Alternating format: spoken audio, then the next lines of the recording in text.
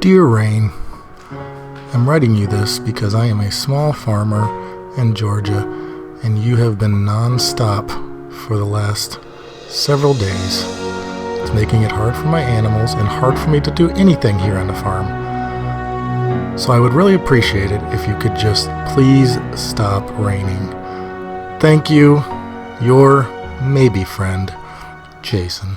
All right, finally we have a day that's not raining. We're gonna get started on our $150 goat milk barn. So that's exciting, so let's get going.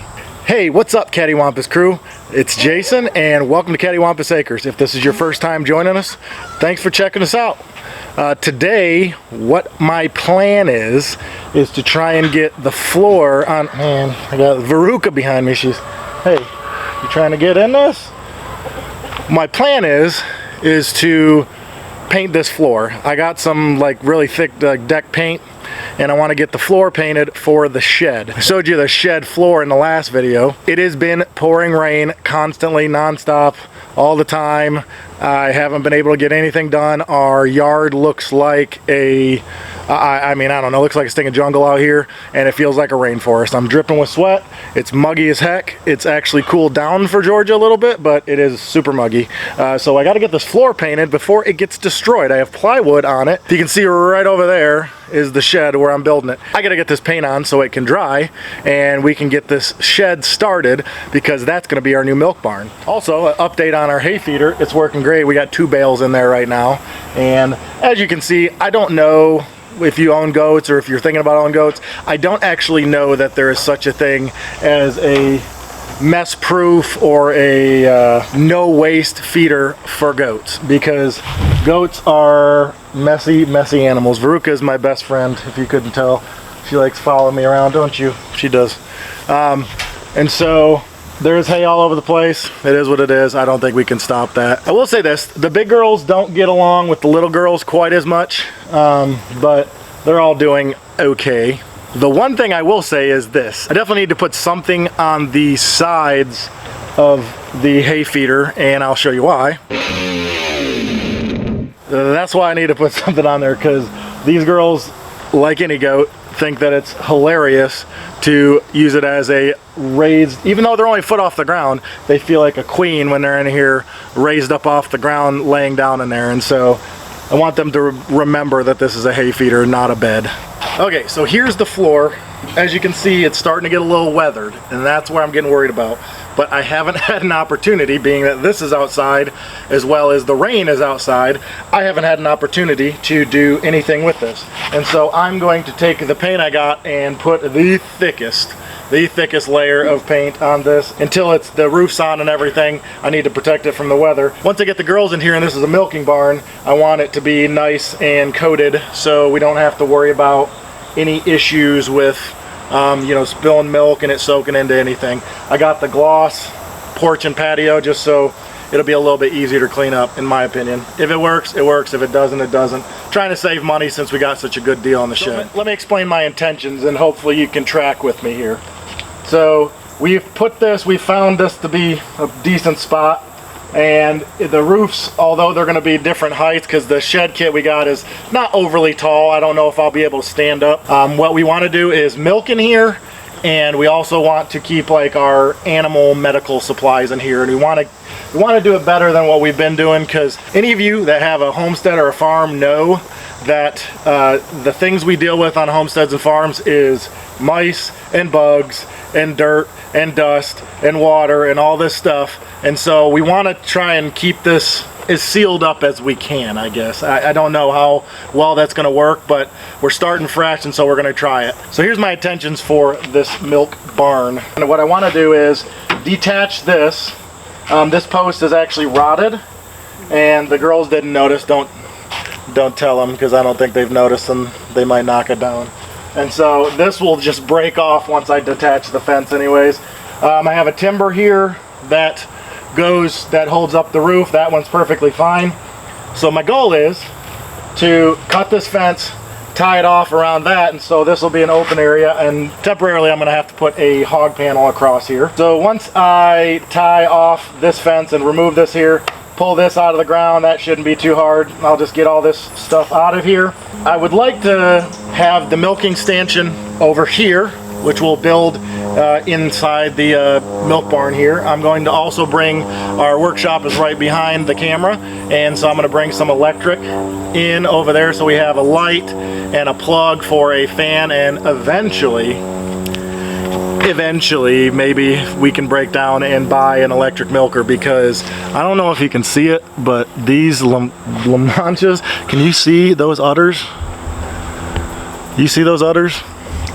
Yeah, those things are massive, and so when we have all three of them in milk, these guys, although they may be strong, that's going to wear me out. So we'd like to eventually switch to electric milker. Once we have the stanchion here, I want it to be full length so we can bring them in. We have plenty of space for them to come in and out. And actually planning on opening up, because this is going to be the back, where the camera is going to be the doorway, and I'm going to cut a space in the back wall in the metal, and I'm going to cut a space there so all the goats, big and small, can come in there, and I'm going to have some kind of pop door or something, some kind of door that I can open and shut easily to block the sneaky ones and to allow the one that we're milking into the area. And then the area over here, we would like to have our medical supplies and all that stuff, first aid for the animals and things like that. We'll be able to maybe clear out some space in my workshop since it is a just disaster right now. So I need to paint the floor, get that ready, and once the floor is painted, we'll be able to start building the barn. I grabbed one of the wall panels, and as you can see, I'm gonna have to duck a little bit on the sides, and the roof's gonna slope this way and this way, almost matching the barn behind me. But like I said, I believe it's only 6.5 feet tall or something.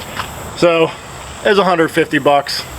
What can we say? I mean, it is what it is. It's metal. It'll last for a long time, probably until I'm gone. So this kit is an Aero Buildings or an Aero shed. It's a 8x10, and so it's 8 on the sides and 10 across the front, and it has sliding doors in the front there, 2 sliding doors that open up. Once I get it painted, we're gonna put the railings down and we'll go with that. I'm not sponsored by Aero or these sheds or any shed company or anything like that. I just know that with farms and homesteads, buildings and sheds, they are both very important, and we need lots of them and many of them. And so whether you have one of these kits, one like it, or you're planning on getting one or something, hopefully this can give you, we'll do this in the next several videos, and hopefully this can give you some insight into building one of these for yourself, and if this is something you like or don't like. So let's go ahead and get into it. First things first, let me clear off this debris off of here. So I know I did not show building this floor. The people that sold us the shed kit actually gave us the 3/4 inch plywood that they had originally gotten for it. So that's good, because that's a lot of money savings. And we got treated 2x4s, and that's the base under here. We just built the platform according to the dimensions that they gave us in the manual. And I used my typical spack screws to hold down the plywood on here. We had to do a little finagling in the back because a couple of the pieces were miscut. So we fixed that, but other than that, we're good to go. Professional painters, it's time to close your eyes for this part. Hey.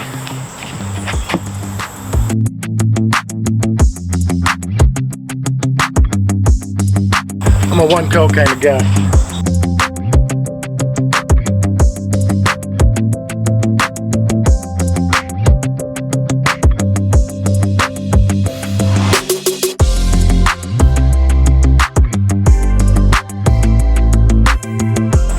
Alright, floor is completely painted. So the next thing I have to do is terminate this fence back here on this post, or right here. We got the milk barn floor painted, so that's good. But I got something in the mail from Haas Tools, and I wanted to unbox that so we can see what that is, because I think we need to get that in the ground. And this is what we ordered was sun hemp, and so this is sun hemp. I got this because it says it'll cover 1,000 square feet. I'm just gonna broadcast this once we get the ground loose, so We've never done cover crops here before, but we wanted to try. We've seen Jason at Coghill has done them and they work very well for him. And so the good thing about sun hemp is that you can chop and drop it and it'll actually bring nitrogen back into the soil. And so the good thing is we can use this in the new garden area. We can build that up with some more nitrogen. We can also, when we chop and drop it and we till it in, it will also sort of compost inside of there, and it will add to loosening up that clay that we have out there. So that's exciting. So this will be our first time we do cover crop, so stay tuned for that. Stay tuned for more videos on our $150 goat milk barn that we're building out there. We're going to do it in parts and we'll include it in the next several videos until we have it done. So hopefully this can be something that helps you if this is something you're thinking about adding to your farm, and just shows you that you can have a whole milk barn for a whole bunch of goats at a really low cost. Thank you again for joining us. I hope you guys will check out our other videos. We got a whole bunch on goats and gardening and chickens and everything else. So please think about subscribing down below, hit the bell notification, definitely, so you can keep up with all these videos we're doing in this series. And if you liked it, give us a like. If it was terrible, give us a dislike. And for now, we'll see you guys next time.